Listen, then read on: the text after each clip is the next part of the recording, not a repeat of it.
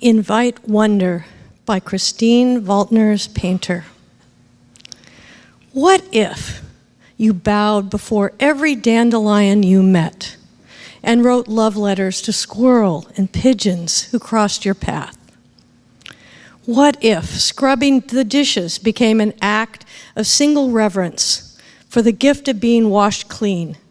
And what if the rhythmic percussion of chopping carrots became the drumbeat of your dance? What if you stepped into the shower each morning only to be baptized anew and sent forth to serve the grocery bagger, the bank teller, and the bus driver through simple kindness? And what if the things that make your heart dizzy with delight were no longer stuffed into the basement of your being and allowed out to play in the lush and green fields?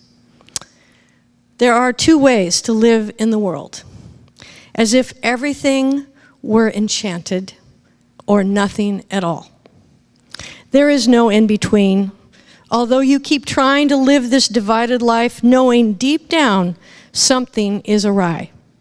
You have lived long enough with this tearing apart.